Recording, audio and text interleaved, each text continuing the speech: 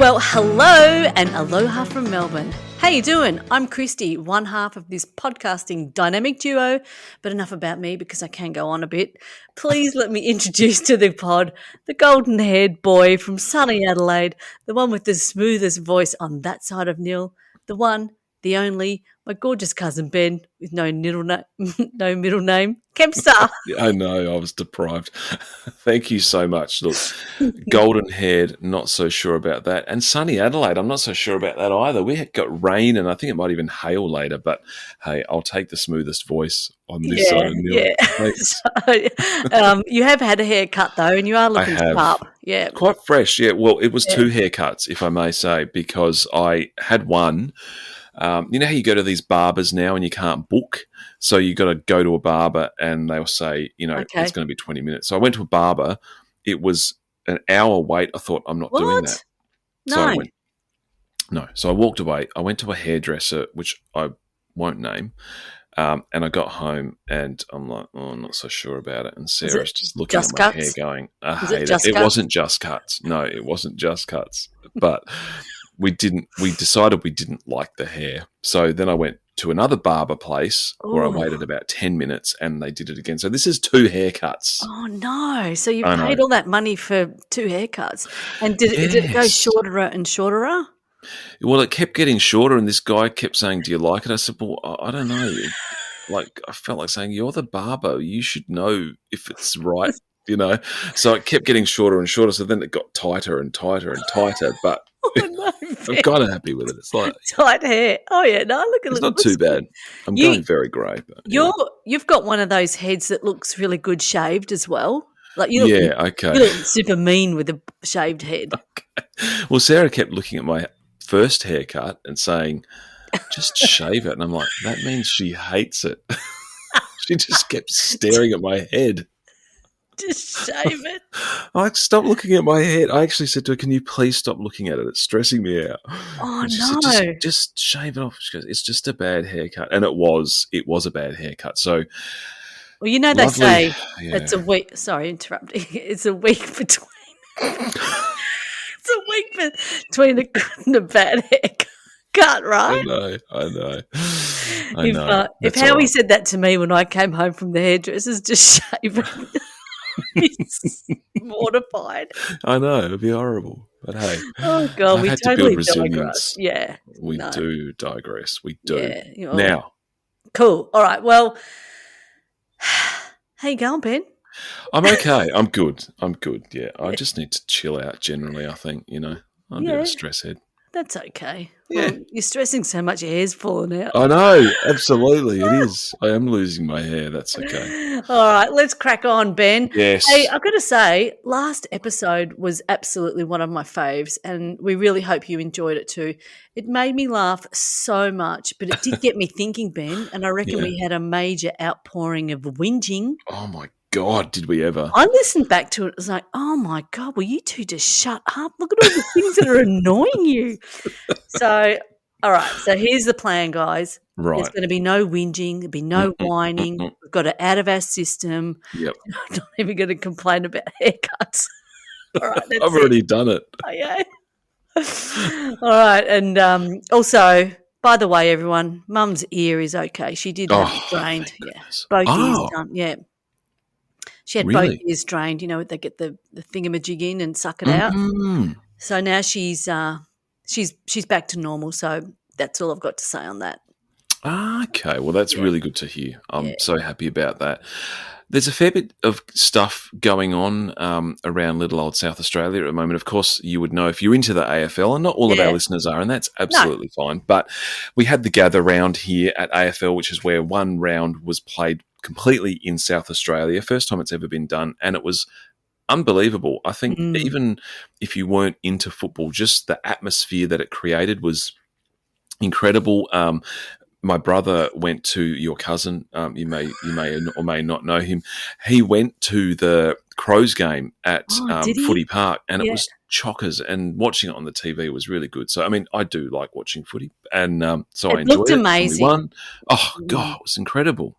Looked really fantastic. This side of Nhill, we watched lots of them. We didn't get to see the St Kilda Collingwood match, which is our back for the Saints. That was a bit of a bummer, but it Yeah. looked fantastic. And bravo to Adelaide for putting on such a wonderful event.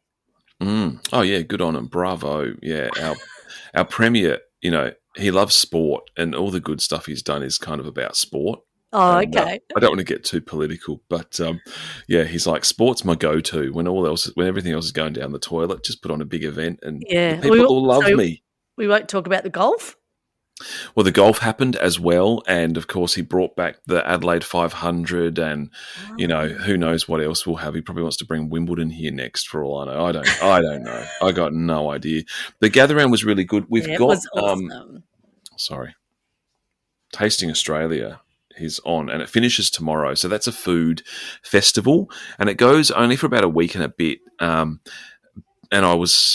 I really wanted to go and see this one event at Adelaide Uni with Adam Liao, who I love his show, The Cook Up, and I use his cookbook, and I just love him.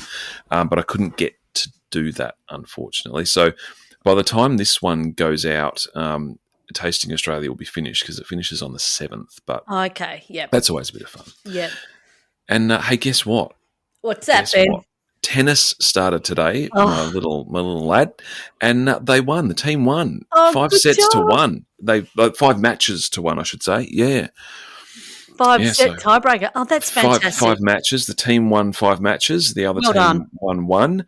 They had some new players, and it's all fun. It's all just little kids just getting used to the game and seeing if they like it. But the guys played really, really well. Yeah, that is so good. All that training. Are you still coaching them, Ben? Well, I'm their team manager, but I've kind of just assumed the role of coach. So, I'm like screaming at them and throwing rackets at them. No, I wouldn't, and I shouldn't joke about that, should I? But they, I just like to give them a little bit of a rev up at the start, and because tennis is a very individual game, but it's also a team sport as well. So you want to try and get them to think about the team and support each other, and that's so good. Oh, really, good on him. Yeah, I really fantastic. love it that he's into tennis, and hopefully they continue to keep playing really, really well. Sounds like they're starting to hit their straps now, so that's pretty cool. Yeah, absolutely. Hey, like you said, there's heaps happening not only in Australia but around the world. We've got the coronation of King Charles happening as we speak, so that's a pretty big deal. It's history in the making, so it's going to be really interesting to see that, and repeating the oath if you're going to do that. If you're making the coronation meal, which is the quiche and asparagus. Oh dear. Currently Ben is wearing a crown and I am holding some sort of scepter. Have you had that checked out by a doctor? Needs training, if you know what I mean. But no, that will be a really interesting thing to see tonight, to see King Charles be coronated. But what is that? Coronated? It just sounds funny. It sounds like it's going to be like pickled or something. I don't know. But not only am I super excited to speak to a very special guest today. Yes. We do have some breaking news. I was going to say, you've got to do the... Okay. Breaking news. We have actually got in contact with Rachel Lynch, who is the author of the book club, Bold Lies. Lies, the one book club. The one book club. We have actually got in contact with her. We are meeting with her later next week, and we are recording. People, this is amazing. Ben, Unbelievable. Can you believe it? We've found her. She's in the Cotswolds. Is that how you pronounce it? Oh yeah, is that by the beach? Or it sounds nice anyway. Yeah, it's in England. So she's an English author. She's going to be on the podcast. So stay tuned, listeners. We have got some amazing breaking author news coming your way.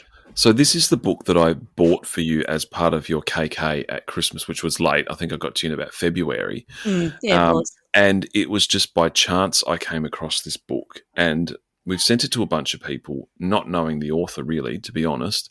And it turns out it's quite a good book. It's a Our great book. readers are really, really enjoying it. So now we're going to be talking to the author. That's unbelievable. Fantastic. Yeah, so she's actually a really well-established author. Check her Yeah.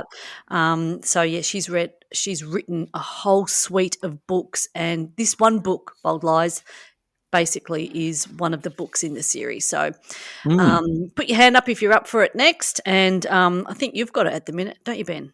I do. I Yeah. picked it up Yeah. and I've got it now. So I've actually reviewed it already. I need to send it on to someone else to read and review. Yeah, I wonder who that's going to be. Have you got I somebody don't in think. mind? Well, I don't know if Sarah did it. She did it. She's already read it. She's already read it. Okay, so I Yeah. need to find someone else. That's okay. Yeah. Look, I will find someone. Don't you worry. All right, I know cool. people. Mm. You know people. I know people. Okay, cool. Now, we got to zero in on our halfway point, Neil, for just a moment, or the Wimmera area, and talk about the Steampunk Festival, which, I mean, oh my goodness, this thing is crazy. It goes off, and there's some pretty incredible photos from the weekend in Horsham, absolutely. The yeah. And it was a great weekend. Everybody gets dressed up. They have street stalls and food vans, and everybody just sort of lets their hair down. And it was a really great weekend by all accounts. And I think it's just getting bigger and bigger each year. So good on everyone that went in and had a great time dressing up. And some of the photos that we saw in the Nhill and the Nhill Press was awesome. Yep. So yeah, I think we've shared a couple on the socials. Yeah, you know what? I always love how they dress up the horse in the main street. I just find it so amusing, this big hat and scarves and sunglasses on this horse in the main street. I always find that very amusing. But that's in Nhill. So yeah, good on you for getting into it. And Wendy Bywaters is always sharing tons and tons of stuff. She gets right into it. Love it. So perhaps one year we'll get up there to check it out. Ben, what do you reckon? Yeah, absolutely. Yeah, let's do it. Yeah, it kind of reminds me of Mad Max Thunderdome. It's very Mad Max, yeah, Edward Scissorhandsy kind of. Yeah, it's all. Yeah, it's very, very much that sort of style. Yeah, absolutely. Yeah, but before we get to bringing our VIP out of the green room, I just wanted to give you a little bit of an update on some of my train friends, because I know remember last time we spoke about train friends. Absolutely. And anyway, I recently saw my train friend Elvis Lady and the other day, so that was good to give her a bit of a nod and a wink. But I kind of made a new train friend, and anyway, really? I don't know her name, but she had a dog, and she took the dog on the train, and she'd taken her dog into the office, and she works in a legal. Just got chatting to this lady. Anyway, she takes her dog once a week into the office, and it just breaks the ice with everyone. There's like lots of lawyers and really sort of stiff kind of corporate people, but once the dog comes into the mix, just relaxes everyone. And basically, she said it's a real icebreaker, and the mood in the office changes. I thought that would be really good. Yeah, having a dog in the office. Yeah. I have heard of it going well and not well, depending on the dog, I suppose. But I think you could definitely get a dog at the uni. That would be incredible. Yeah, there are some places that bring dogs in from time to time. And this one particular day, this is no joke, Ben, I saw this this lady at work. She'd brought a little puppy in, and anyway, we were just like playing with it and cuddling it. It was a little toy poodle. It was mixed sort of some sort of thing. Doodly poodly thing, it was a mix between something. It was gorgeous. It was only a puppy. And then on the way home on the train, I saw a lady with a similar dog, and it was like 2 dogs in one day. It was amazing. Yeah. But it was just great seeing the little puppy on campus. And cute. And then do you know that the guide dogs of Australia, they can bring into the office environment like a whole bunch of little puppies? Oh, really? And then you get to play with the puppies just for like half an hour or something. Yeah. So it's like the mental health, just a really good icebreaker in the office. And wouldn't that be amazing? That would be so good. But you'd want to take one home. I know, they're just so adorable. They are But, very, very yeah, cute. that was really fun. So that was my train ride home the other night. Thanks. We need to have the train updates. It's Yeah. got to just be a thing now. We're stopping all stations now from here on in. Amazing. Now on to we just needed a moment there, Yeah, people, just big to deep breath. take it all in. Absolutely. The year is going by really fast. We're less than 100 days to one of our favourite events, the Tour de France. And are Yep. you running the best Tour de France competition in the I world will this be year? running it again, Oh, and good. perhaps we Good can to know. open it up to the public, to the Oh, listeners, please. I think that would be who wants fantastic. who wants to be involved. It's an amazing competition, I know. great prizes to be won. Join us in no sleep for a month. Yeah. And Christy goes all out with, round the world trips. There's, Yeah. luxury cruises. There's Oh, all yeah. sorts. Yeah. Once in a lifetime opportunity. More details to come, but yeah, Tour de France is coming up soon. But the Giro starts tonight, so I'll be watching that as well. Oh, wow. But Jeepers creepers. lots going on, Ben. We All right, sure Ben. do. So, excusez-moi. So, what do you reckon, Ben? Should we, even though we've got lots going on, should we introduce our next guest? Yes, coming up is our very special guest, Denise Hojdyssek.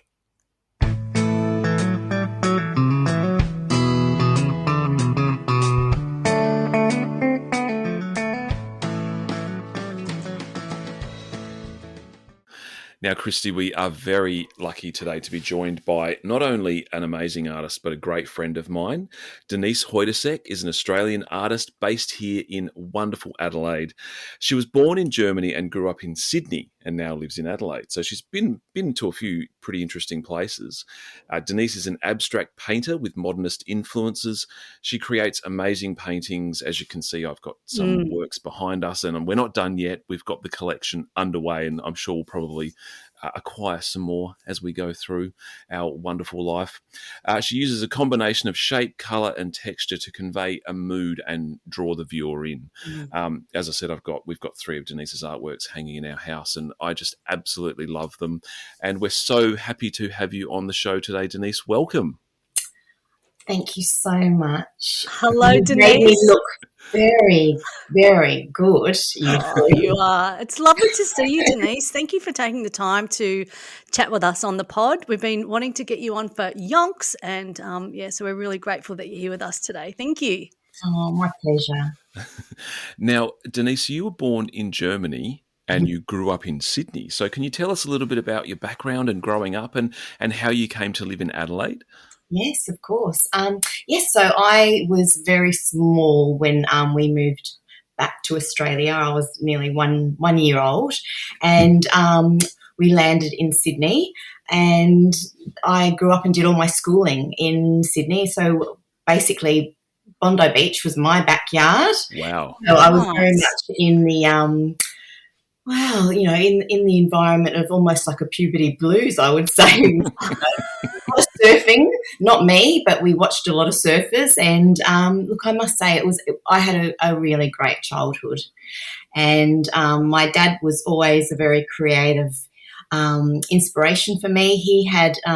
He's German, and he actually worked for the Brecht Theatre when he was much younger in Berlin. So art was always hovering there in the background. And my mum, she also worked for a very quite a prestigious gallery in the 80s, going into the 90s. Which was called Holdsworth Gallery. It was in Wallara, and she worked there for a few years. And I remember going in there when I was very, very small and sitting there and looking around me and thinking, "Wow, this is wonderful." And there would be the likes of Brett Whiteley and Arthur McIntyre and some of those really well-known artists would go in there or were represented by them. So, yes, no, I did have a very interesting, childhood in Sydney. Yeah. Denise, it sounds like you were really interested in when you were growing up in art. Come on, Christy. Get it together.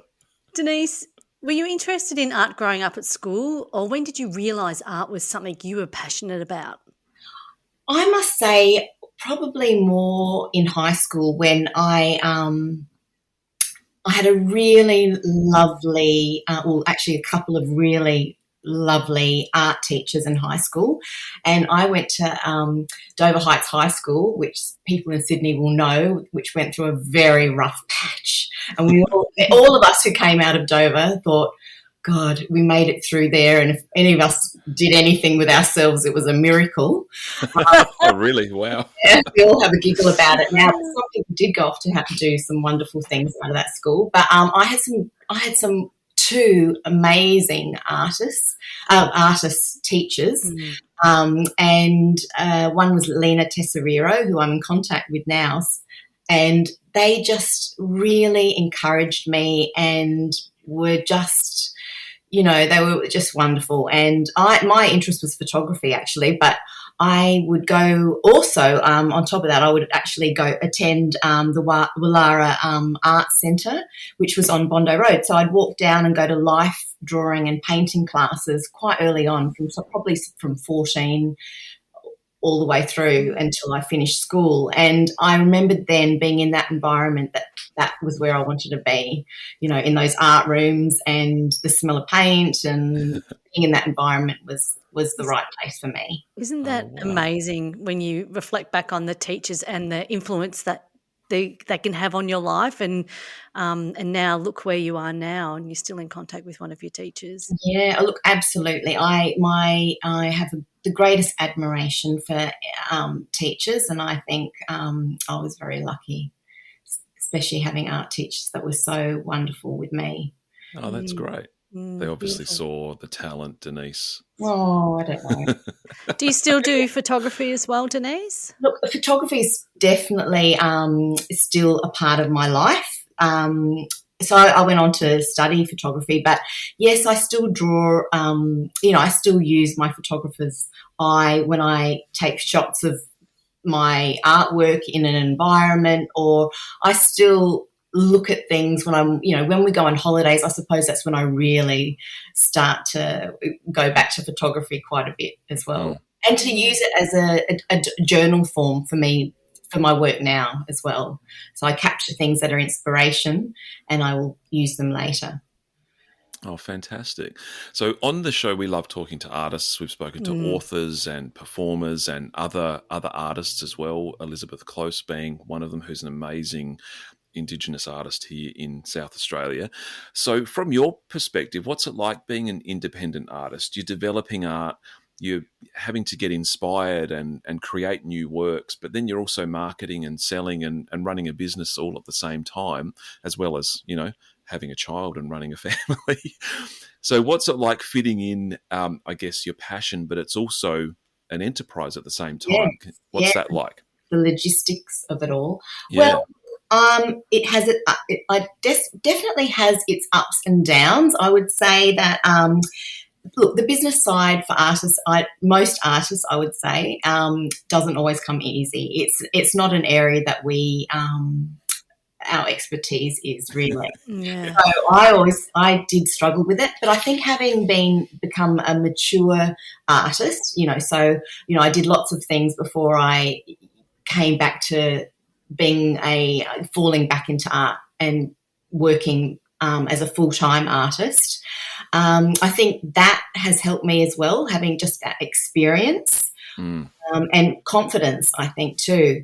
So, look, I try and be as organised as possible. I'm very lucky to be a full-time artist now. So, I just plan my days. You're one of everything, really. You're like your business manager. You're, you're also the person who has to sell themselves. So you're marketing, you have to look after your monetary side of it, and then of course you have to be practicing it. So you really are a bit of a, you have to be sort of good at everything in a way. But I think just being very organised, having your goals set out in front of you, making sure that you're, you plan your day, and it's time management as well. But it's also knowing just how to reach out to people, how to present yourself on Instagram. I mean, everything's so much about social media, so you have to be sort of in contact with that a lot. Yeah. Do you lean on other people for support? So for your marketing or how to do your digital media or social media? Or is that something you just sort of learn along the way and take inspiration from other people?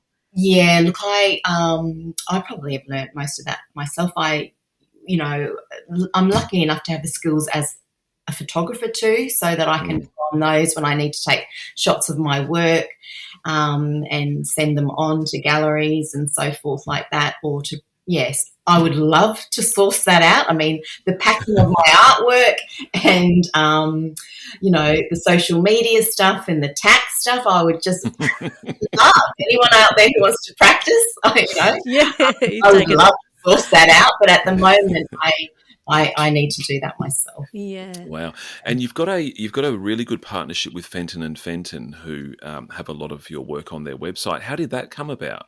So Fenton every year do a call out for emerging artists and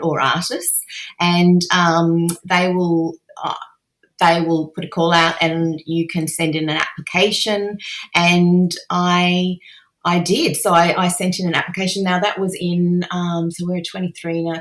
I think that was 2021. No, 2021. Sorry, 1921. 2021. While ago now. That was 2021, and I sent in an application of my work and bio and so forth, and I was one of the runners-up. So I was one of the 5. I think there was 5 of us that were chosen. There was a winner, and that was Sky Llewellyn at that time, and I was one of the runners-up. And so for that year, they actually represent you, and they do all the media and yes, they just push promotion, promotion side of it, and I threw myself into it, and it was very lucky. My work was very well received. They're a beautiful team to work with, and it's just continued to be very, very good for me. So I feel very lucky to have been recognised by them. So, and yes, I've continued to sell work through them. That's amazing. Yeah, that's brilliant. It's really cool. I don't know much about that, but I'm keen to look into that a little bit more. Yeah, check it out. Yeah, and their photography is great. I love the way they throw a lot of paintings and artworks together, and it's just like, wow, on a pink wall or with it's really it's just like so colourful, and they offer a styling service too. So they sell furniture, they sell a styling service, and Lucy's very, very passionate about artwork and travel. So I suppose I just got back from India, and I think too that was that connection, because she has a very strong connection to India. Right, okay. So that's kind of wants to be my next question, but I've got to go to what Ben says here, Denise. Okay. I want to talk about India anyway. We know you take inspiration from nature, and in South Australia, you've drawn a lot from the Flinders Ranges. One of my favourite places in Australia. Bloody love it. But what sort of process do you go through when developing your art, Denise? I'm interested to hear about that. Right. So, I love the Flinders too, and I must say that was the first time. I've never been a bush person, but the first time I went to the Flinders, it really resonated with me, and I felt that the spirituality of the place, and I think the colours and we had Welcome to Country, and it just really, really moved me. So, yes, you're right, that was an influence on my work, but I really love travel. Look, I must say travel and design and, look, mid-century has always been a great inspiration to me. So, look, I generally love to capture lots of photos. I draw upon colour. When I was in India, the textures, the colours in Jaipur, it's the pink city, they just sang to me. Everything was covered in like this dustiness, but there was still this beautiful colour underneath. So I would capture images of that, write notes. When I get back home and when I'm in the studio, I will draw from that perhaps my colours that I pulled from those colours, and then that sing to me, because it's all about feeling as an artist. You know, it's really, you can feel it when the colours are right. And then my thing is I love abstract shapes, so I often will either draw the shapes out, or I also loved collage, and collage has followed me all the way from art school. I went to uni, and I used collage as always a way of loosening up, and I've always been fascinated with that process. So I will often do a mock-up of that artwork that's coming to my mind, and then from that I will paint. So, you know, there's a few steps that go along, but colour, texture and shape is certainly... It's so interesting that you're talking about that, Denise, and our viewers, our listeners can't see what we're looking at, but we're actually recording in Denise's studio. She's sitting in her studio. In her background is many pieces of artwork we're looking at, and that you can see the collage. And Ben also has he's got some, we'll take a screen grab in a sec, but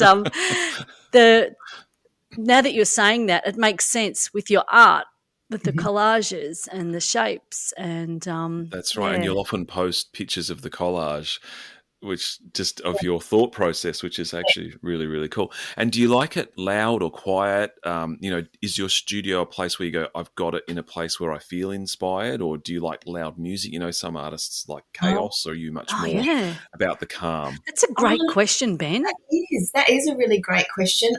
Look, I love listening to podcasts, and I will change. I will swap over if I really need to concentrate, because often if I'm listening to a podcast, I'll go, oh, I need to write that down, or I need to. But so often there'll be some music that I'm playing. There'll often always be something playing. I'm not very good with silence. Yeah, right. I've always got to have some sort of music, or I'm listening to something interesting that's inspiring me at the time. Oh, right, cool. Have you heard of these things on YouTube? And it's like you can be in the middle of a library with the fire crackling in the rain outside. No. And so just if you want not background noise, but not noise or talking, and there's all these different types of audios that you can listen to, and it could be you're in a cafe in Greece, and you can just hear all the clatter in the background chatting. Oh, wow. I'll have to post them up because they're really cool. Yes, definitely. They're really cool. And there's this one that I like, and you're inside a library, and it's raining outside, and there's the fire crackling, and then you can hear people kind of like turning pages of books, or people kind of walking around. It's got a name, and I can't think of it off the top of my head, but it's really good to have background noise. It's not noise. It's not music. That's kind of makes you feel like not a whale sound. No, that sounds really cool, actually, because it's funny. I love books. I'm a very, very big book collector. So if for inspiration, if I'm not drawing from those things, I'll often be looking through my art books. And libraries are great places. Yeah, they're amazing. Yeah. So speaking of inspiration, what new styles and ideas are you exploring? I've noticed lately you're going to sort of this two-tone, just using two colours and some more simpler colour styles. What are you working on at the moment? What's exciting you with what you're exploring? Well, at the moment I'm working I'm working towards a collection of artworks for an exhibition later on. But in the meantime, I'm doing a lot of playing. I'm trying to loosen up a little bit. What do you mean by that? Well, what do you mean by loosen up a bit? Like, in my work, do different stuff, or I mean, I work. My work is very structural in the sense of the shapes are very structural. They're not loose shapes. And I would like to eventually explore, some sort of boundaries with all of that and loosen up a little bit more. Would you do that under your own name, or would you do that sort of like no, like, you know how like some authors do like phantom names or whatever? Yes. Like if you went totally completely different to what you do now, would you do it under if you wanted to start painting flowers or something, Yeah, as well, opposed I to know what what you're you're doing. saying, because there's always the Portraits. question of style, which everyone gets fixed on. But, I was listening to something interesting the other day, and I think, look, artists have to keep evolving. And it's what, you need to just, if you were to do the same thing for the rest of your life, you couldn't do it. I couldn't do it personally. It would, I need to keep learning. I need to keep learning more about the mediums I'm using, in every way. So I think it's just a natural progression that artists change, and that you don't sit with the same genre for the rest of your life. So at the moment, I'm exploring textures a little bit more, because I do work quite flat.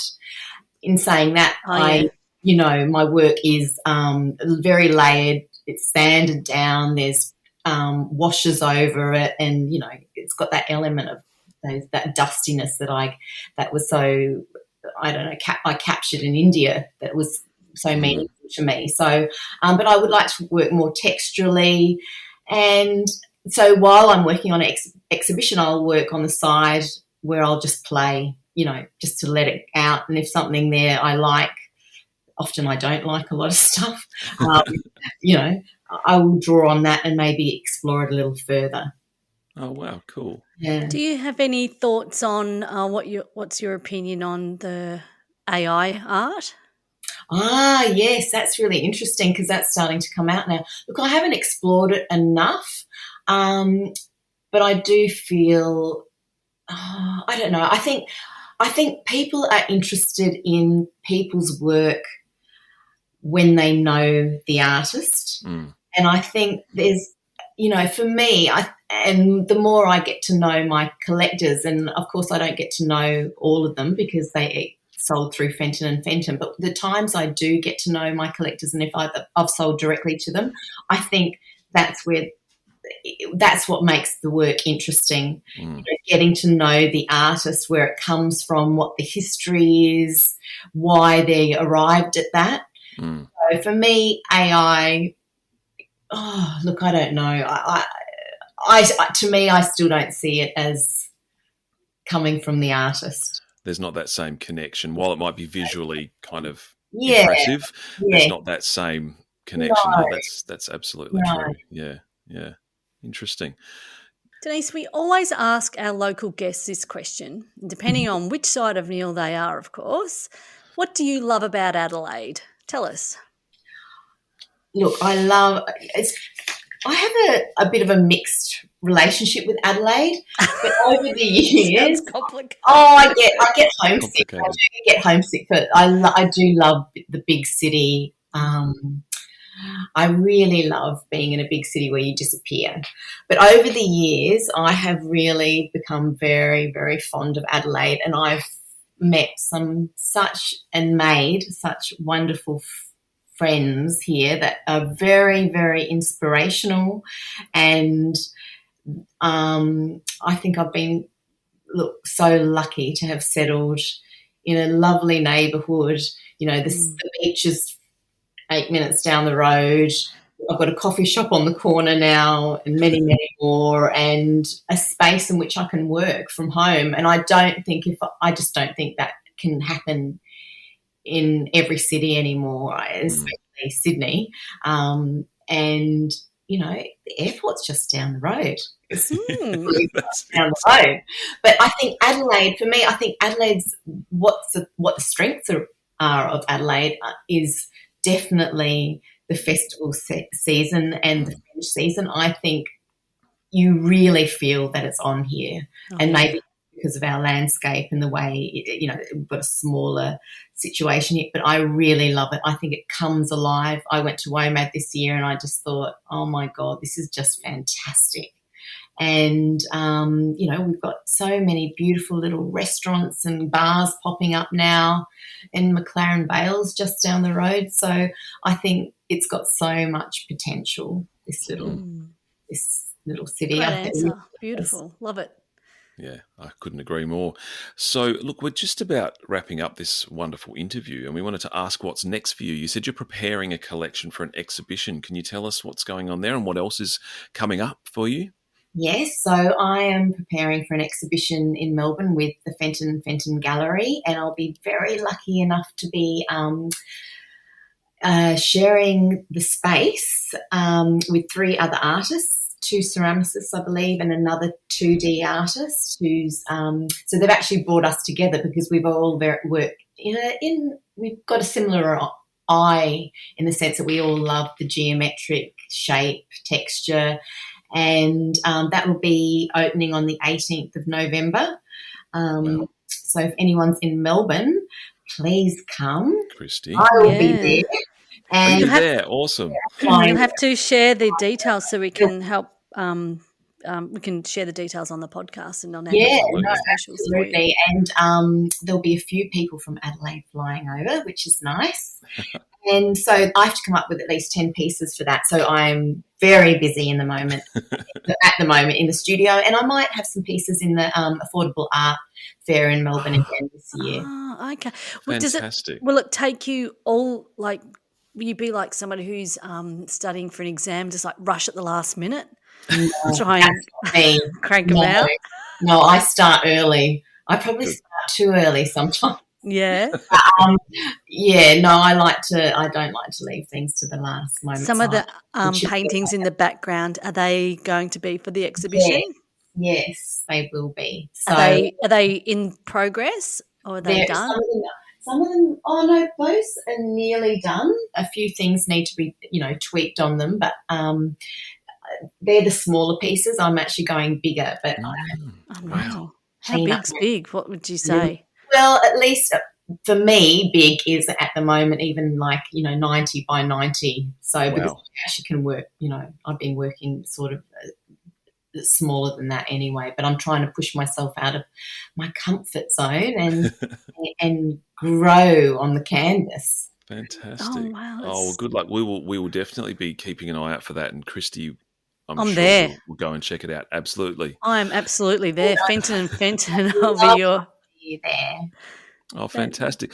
Well, it's been an absolute pleasure to talk to you as always, Denise. Thanks so much for joining us today. Thank you, Denise. It's been a lovely afternoon chat. Thank you so much.